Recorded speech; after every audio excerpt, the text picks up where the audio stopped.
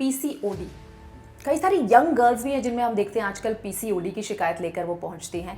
Out of 10 women, I have seen that 8 of them are mostly having PCOD or PCOS. और एक हम सुनते हैं पीसीओएस, तो क्या दोनों में कोई सिमिलैरिटी है या दोनों एकदम अलग डिसऑर्डर्स हैं? इमेच्योर फॉलिकल्स जो प्रोड्यूस होते हैं, इससे एग रिलीज नहीं हो पाता और जिसकी वजह से फर्टिलिटी पे अफेक्ट करता है एक औरत के। तो क्या इसके सिम्टम्स होते हैं जिससे उन्हें पता चल पाए, जिससे वो खुद आइडेंटिफाई कर पाएं कि हाँ हमें पीसीओडी है और हमें एक प्रोफेशनल हेल्प की ज़रूरत है? Person starts increasing weight, gaining weight, तो वो भी एक तरीके का सिम्टम है। It's one of the main symptoms of PCOD and PCOS also. PCOD ये डिसऑर्डर इतना कॉमन हो गया है कि एक रिसर्च के मुताबिक 5 में से 1 यंग लड़की को पीसीओडी होता है। अगर आप भी जानना चाहते हैं कि आखिरकार ये क्या है, इसके क्या सिम्टम्स होते हैं, क्या रूट कॉजेज हैं और इससे कैसे निजात पाई जा सकती है, तो आज का एपिसोड आपके लिए है। Hi, my name is Veena Soni और H2O जिंदगी के एक और एपिसोड में आपका स्वागत है, जहां हम बात करते हैं कि कैसे आप एक ज़्यादा हेल्दी, हैप्पी और ऑसम जिंदगी जी सकते हैं। आज हमारी खास मेहमान है न्यूट्रिशनिस्ट रमीसा पुंजानी, जिनसे हम जानेंगे कि आखिरकार पीसीओडी है क्या और क्या सच में सिर्फ अपनी जिंदगी जीने का तरीका बदलकर पीसीओडी को हमेशा हमेशा के लिए मिटाया जा सकता है। तो चलिए शुरू करते हैं आज का सफर।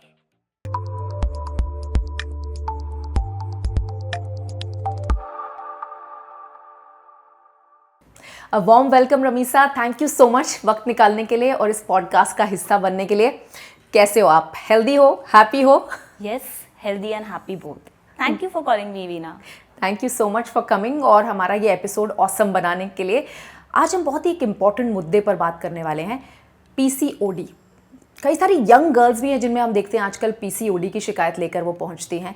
Yes, out of 10 women, I have seen that 8 of them are mostly having PCOD or PCOS. So it's quite commonly prevalent और बहुत ही ज़्यादा लोगों में पाया जा रहा है आजकल इंडिया में। इतना कॉमन हो गया है पीसीओडी, तो इसे पूरी तरह से डिटेल में समझते हैं कि आखिरकार पीसीओडी है क्या।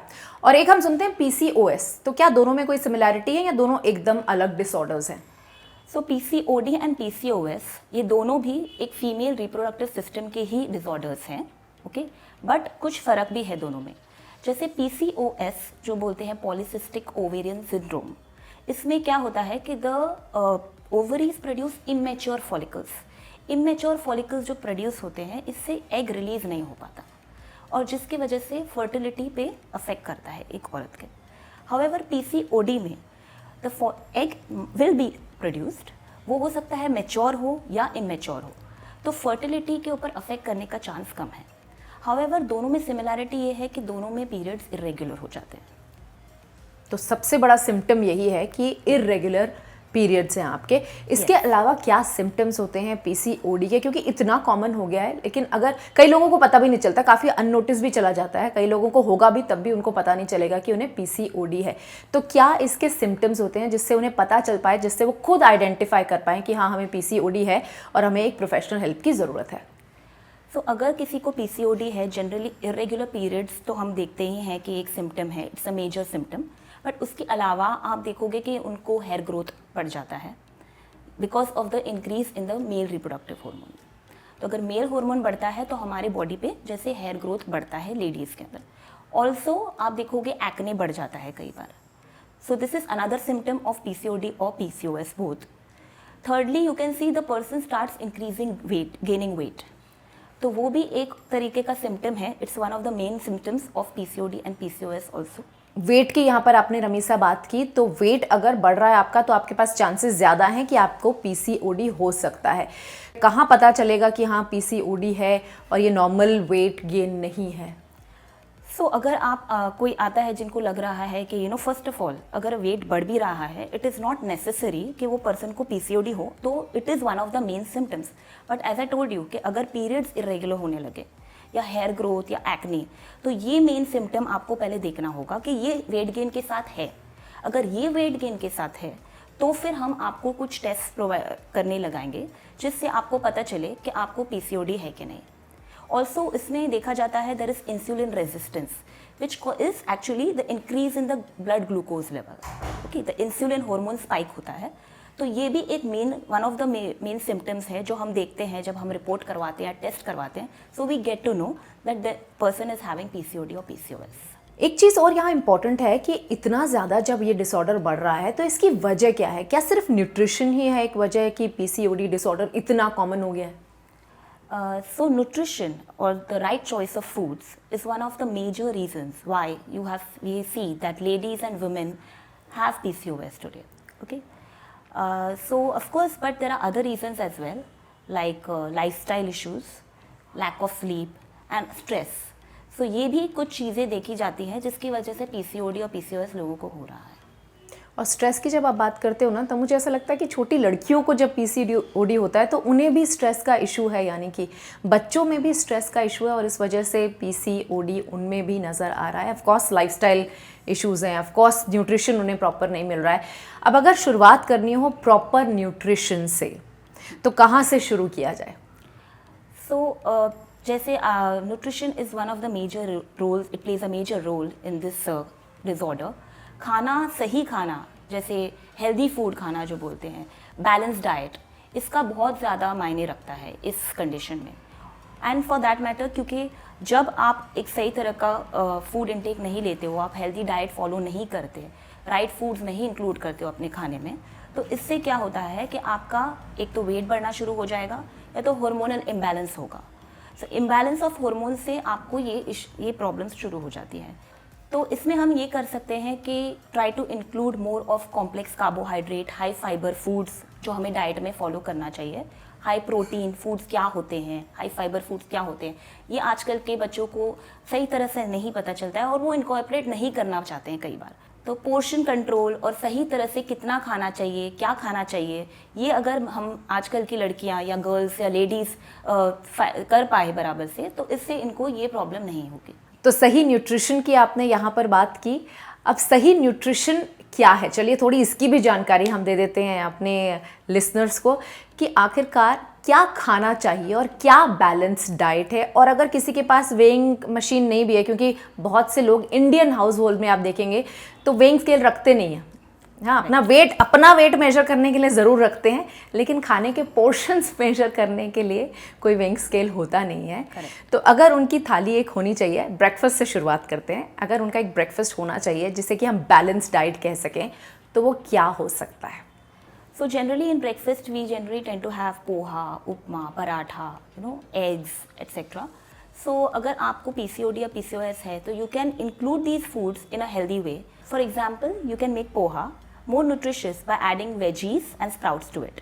And if you are making an upma, then you can add vegetables to it and make it with a combination of oats. So that becomes more healthy and more balanced in terms of protein and carbohydrate and veggies. Also, if you are making a paratha, then try to incorporate different flour like a millet in the paratha and add veggies to it to make it more healthy and more fiber rich. Also, if you are a non-vegetarian, you can include eggs in the diet as well. So eating eggs once or twice in a week is absolutely okay, and you can have egg in the form of an omelette and incorporate it with a chapati. So these kind of meals are very healthy for any patient who comes to me. I prescribe them these kind of meals for breakfast. Okay, great options for the breakfast. अगर हम आगे बढ़ें और lunch plate की हम बात करें, अगर किसी को पीसीओडी डिसऑर्डर है तो उनकी लंच प्लेट कैसी दिखनी चाहिए? तो अगर किसी को पीसीओडी या पीसीओएस है तो उनको कोशिश करना चाहिए कि आप ज़्यादा complex carbs, high fibre foods खाएं. ओके, तो उसमें जैसे कि आप चपाती इंक्लूड कर सकते हैं, of course for complex carbohydrate.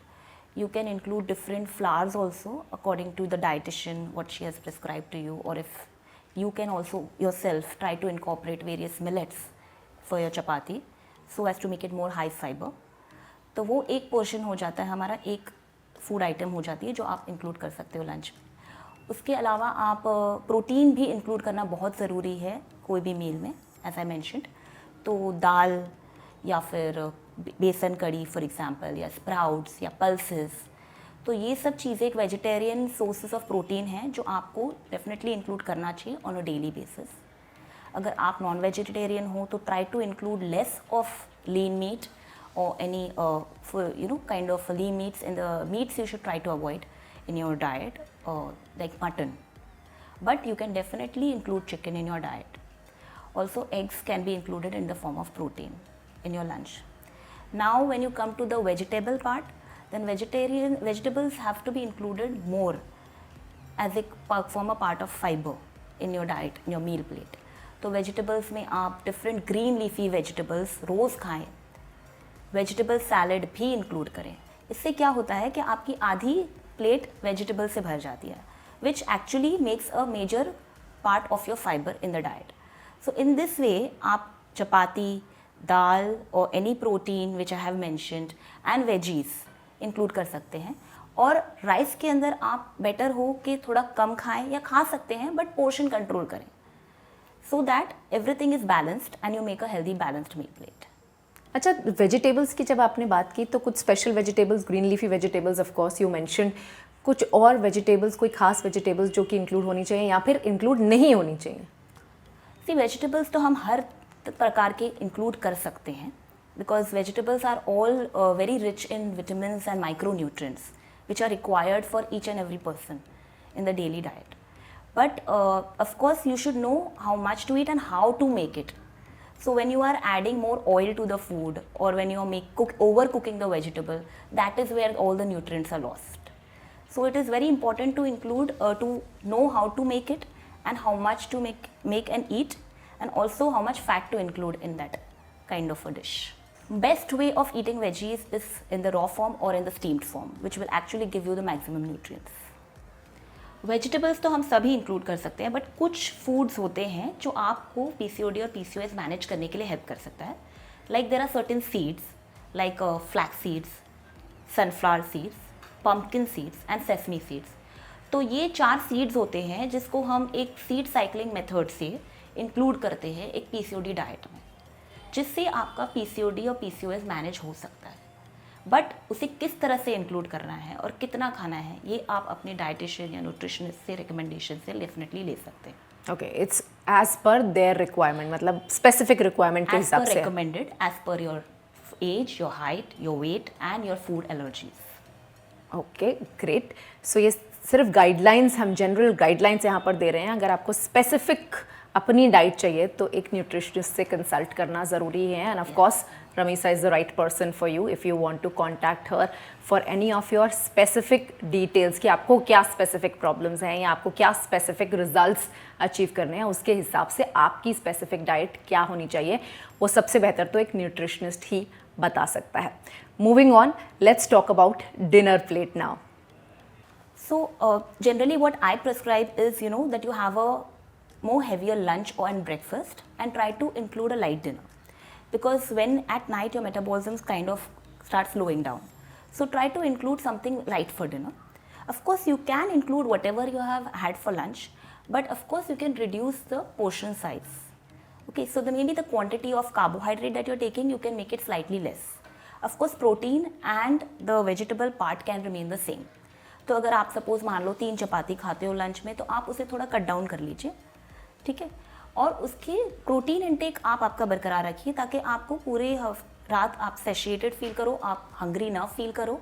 But veggies भी डेफिनेटली इंक्लूड कीजिए ताकि आपको उसका फाइबर मेंटेन रहे डिनर में. लेकिन प्रोटीन कम करने की हमें ज़रूरत नहीं है. यहाँ आपने बोला कि बेशक डिनर थोड़ा लाइट करना है लेकिन प्रोटीन की मात्रा उतनी ही रखनी है.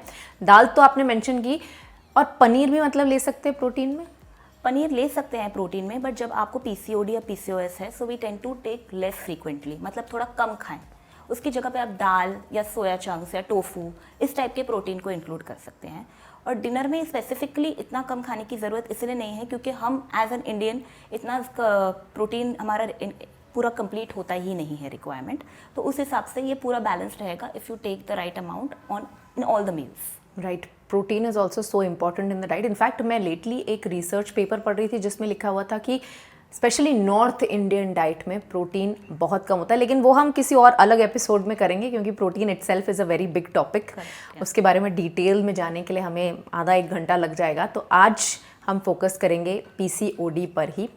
हमने बात कर ली क्या इंक्लूड करें अपनी डाइट में, कैसी आपकी फूड प्लेट दिखनी चाहिए अगर आपको PCOD है. अब उन फूड्स के बारे में बात कर लेते हैं जो कि बिल्कुल नहीं खाने चाहिए इस दौरान। स्पेशली जंक फूड की हमें यहाँ ज़रूर बात करनी चाहिए, क्योंकि शायद जंक फूड ही एक वजह है जिसकी वजह से पीसीओडी डिसऑर्डर इतना कॉमन हो गया है। Yes definitely. तो आजकल क्या हो रहा है कि लोग easy to eat and ready to eat foods में ज़्यादा बिलीव कर रहे हैं, पैकेज्ड फूड्स और प्रोसेस्ड फूड ज़्यादा खा रहे हैं।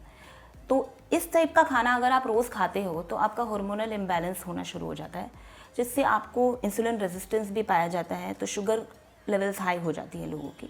और डेफिनेटली पीसीओडी और पीसीओएस होने का this is one of the major reasons. Also अगर आप शुगर ज़्यादा ले रहे हैं, स्वीट फूड्स ले रहे हैं, this is like a poison for PCOD और PCOS. So try to reduce your sugar intake or the white sugar majorly if you are having PCOD or PCOS.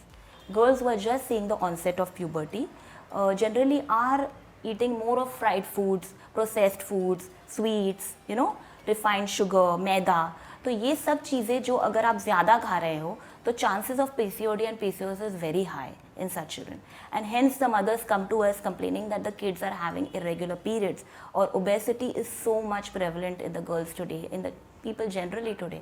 So these are the major reasons why PCOD or PCOS is so much prevalent in today's society. हम अगर अपने mummy और या दादी से बात करेंगे तो कहेंगे हाँ बिल्कुल नॉर्मली तो बात कर रहे हो आप ऐसी कौन सी बात कर रहे हो कि भाई वेजिटेबल्स खानी चाहिए और दाल खानी चाहिए। लेकिन आज की जनरेशन के लिए कितना इम्पोर्टेंट हो गया है इस चीज़ पर फोकस करना कि आपकी प्लेट कैसी होनी चाहिए और आपको इतनी फ्रीक्वेंटली बाहर से नहीं खाना है। एग्जैक्टली, बिकॉज बाहर का खाना इतना ईजिली अवेलेबल हो चुका है कि लोगों को ये चीज़ अब समझानी पड़ रही है जो हम एक्चुअली पहले से ही खाते आ रहे थे।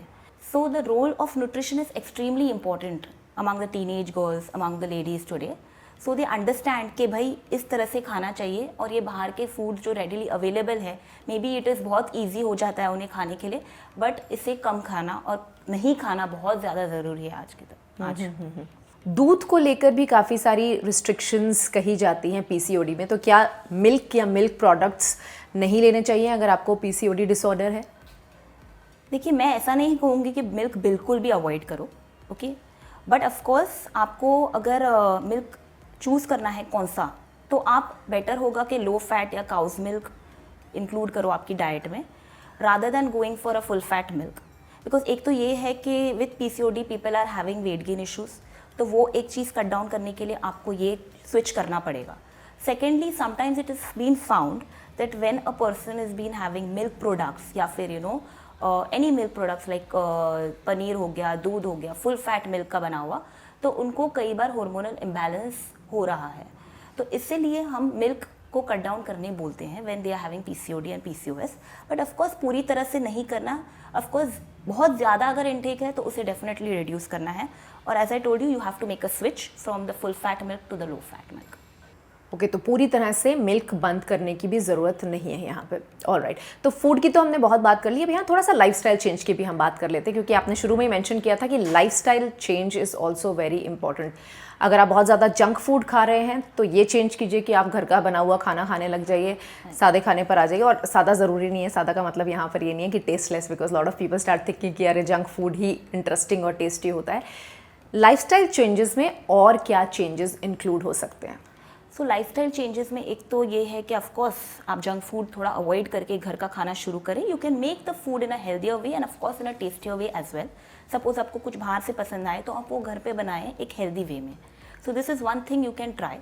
सेकेंड थिंग इज़ आप आपका फिजिकल एक्टिविटी भी इंक्लूड कर सकते हो। आप एक्सरसाइज करना शुरू करें।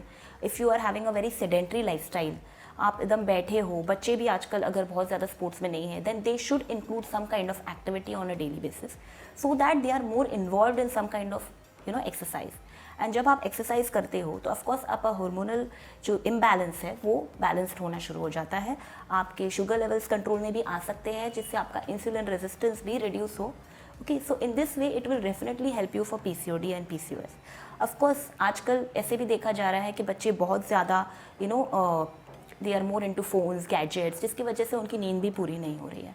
तो जब आपकी लैक ऑफ स्लीप रहता है या आप सो नहीं रहे हो बराबर से, तो इससे भी आपका सर्काडियन रिदम पे अफेक्ट करता है। जो हमारा ह्यूमन स्लीप साइकिल है वो अफेक्ट होता है, और जिससे इनडायरेक्टली हमारे हॉर्मोन्स पे भी अफेक्ट होता है। तो sleep cycle is also one thing which has to be taken care of, and is one of the major life style changes which one needs to make. Also अगर आप बहुत stressed हो, considering आपको बहुत पढ़ाई है या फिर किसी को वर्क स्ट्रेस है, so if you are having a lot of stress then you should definitely try to find out ways in which you can reduce your stress, because stress से भी आपको PCOD हो सकता है।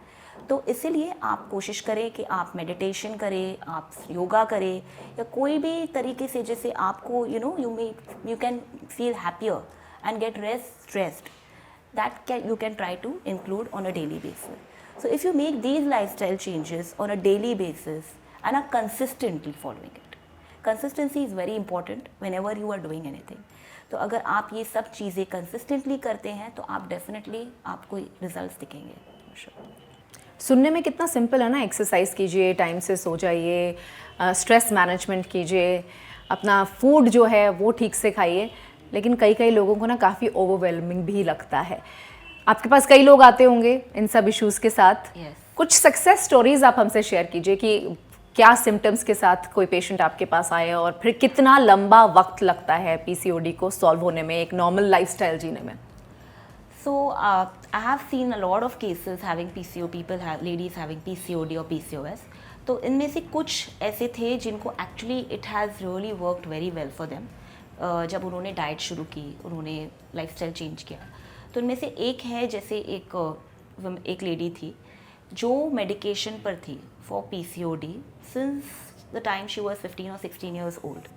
वो तब से दवाइयाँ लेके ही उसे रेगुलरली पीरियड्स आ रहे थे, और अगर वो ना ले तो उसे वापस से इरेगुलर हो जाते थे। तो जब वो मेरे पास आई, she was gaining weight because of the side effects of the medication, and of course उनको पता नहीं था कि उनको क्या खाना चाहिए और क्या नहीं, क्या करना चाहिए जिससे उनका पीरियड्स रेगुलर हो। तो इसकी वजह से जब वो मेरे पास आई तो मैंने उनको पहले तो ऑफकोर्स डाइट शुरू करने बोला। तो उनको ये कहा पहले मैंने कि you have to be patient and consistent with the programme. तो अगर आप कोई भी चीज़ स्टार्ट करते हो तो आपको पेशेंटली वो फॉलो करना है। जैसे आपने कहा अभी कि it is looks very easy, but actually जब वो करने जाते हैं और कभी कभी जब हम नहीं कर पाते हैं तो वो चीज़ के लिए हमें पेशेंस रखना बहुत ज़्यादा ज़रूरी है। तो वो चीज़ के अंदर I was trying to motivate her. Of course I gave her a diet plan which she could follow, which was according to a life style and of course her medical condition for which she came to me. तो जब उन्होंने वो follow करना शुरू किया, and she also of course I had guided her with the physical activity, what kind of exercise. She does online Pilates with me, so both the things were going hand in hand, means diet भी कर रही है और exercise भी। तो जब ये उन्होंने प्रोग्राम शुरू किया and she was following that for like you can say around 3 to 4 months, उसके बाद उनका पीरियड्स बिल्कुल रेगुलर हो गए। and after that I told her, now you see if you can stop the medication and still you are getting periods regularly. So this was a very, slowly I was very closely monitoring her program and seeing how she is getting the results, and धीरे धीरे उनका medication हमने stop करवा दिया। So this was one of my success stories which I would suggest that this was really a very good result that she got, and she was very happy with it, because जो लड़की बचपन से, and let me tell you that girl is from US, so वहाँ पे भी वो medication लेकर जब दवाइयों से ही उसका काम हो रहा था, डॉक्टर्स ने उसे बोल दिया था आपको हमेशा मेडिसिन लेना ही पड़ेगा, बट जब वो बंद हो गए तो अब उसको इतना उसने उसे लाइफस्टाइल बना दिया है वो काइंड ऑफ डाइट को जो मैंने उसे दिया है, and she never is going to stop. That is what she has told me, and I was very happy with it, because that is what I am trying to strive and achieve for, that if they get good results that is my success eventually. Also there are certain other clients also which I've seen that they come with a huge weight gain, कि जब उनके 10-15 kilo भी बढ़ गए होते हैं और plus उन्हें PCOD भी है, बट जैसे उन्होंने 3 महीने किए तो उनके रिपोर्ट्स में फ़र्क आना शुरू कर देता है ये डाइट फॉलो करके। So I always do the reports before the programme starts, and then I ask them to test and repeat the reports after the program to see how is the result, so they can also see कि भाई कुछ क्या फ़र्क पड़ा है। मतलब wait एक चीज़ होती है जो हम कम कर सकते हैं और बहुत लोग अपने आप भी कर लेते हैं, बट वो वेट किस तरह से कम होना चाहिए जिससे आपके प्रॉब्लम्स भी सॉल्व हो, तो ये काफ़ी लोगों को ऑफकोर्स नहीं आता, because they have not studied, they don't have the experience, they don't have the professional qualification for it. तो of course with PCOD you see this kind of symptoms of weight gain and other issues, but उसके साथ आपका वो problem solve हो रहा है कि नहीं। तो दैट इज़ वाई जब मैं वो रिपोर्ट करवाती हूँ, जैसे मैंने आपको कहा कि एक और क्लाइंट है जिसको मैंने ये डाइट दी थी PCOD की, तो when she started her program she was really overweight and when she lost 10 to 15 kgs after 3 months और फिर उन्होंने रिपोर्ट्स करवाए तो उनका PCOD का जो रिपोर्ट था उसमें काफ़ी फ़र्क आ गया and in fact she was not having PCOD after that is what the doctors told her.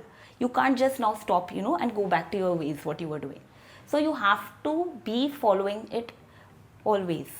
तो अगर आप ये चीज़ हमेशा करते हो जो मैंने आप जैसे उनको बताया है, एक तरीके का ये एक टीचिंग ही होता है जो हम लोग करते हैं हमारे क्लाइंट्स को. We are actually teaching them और giving them knowledge of how to take care of yourself, nourish in the right way, जो आप क्या न्यूट्रिशियस फूड्स खा सकते हो जिससे आप हेल्दी वे में बैलेंस डाइट फॉलो कर सकते हैं.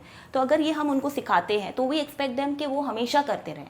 और अगर ये लाइफस्टाइल चेंज कर लेते हैं ये लोग तो for them it is a big thing, it's a remarkable thing, achievement I would say, because उससे ही फिर उनका ये प्रॉब्लम वापस नहीं आएगा. Which means PCOD is reversible. लेकिन अगर आप फिर से वही जो चीज़ें कर रहे थे वही फिर से करने लग जाएंगे तो आप फिर से PCOD सिम्टम्स आप में आ जाएंगे और फिर से वही डिसऑर्डर आप में नज़र आने लगेगा.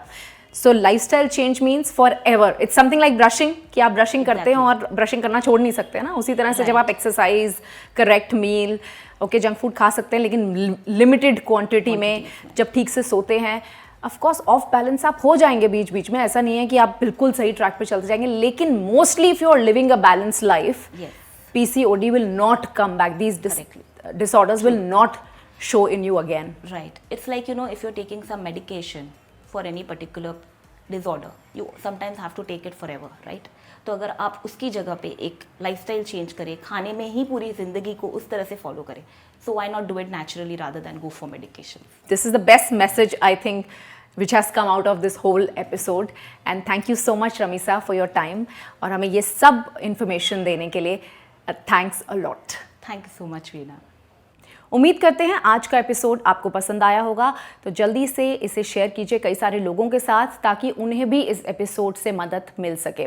और हाँ, हमारा जो चैनल है वो सब्सक्राइब करना बिल्कुल मत भूलिएगा, क्योंकि जब आप सब्सक्राइब करते हैं तो हमें भी पता चलता है कि आप हमारे एपिसोड्स पसंद कर रहे हैं. और साथ ही बेल आइकन क्लिक कर दीजिएगा ताकि जब भी हम नया एपिसोड अपलोड करेंगे तो आप तक उसका नोटिफिकेशन सबसे पहले पहुंच जाएगा.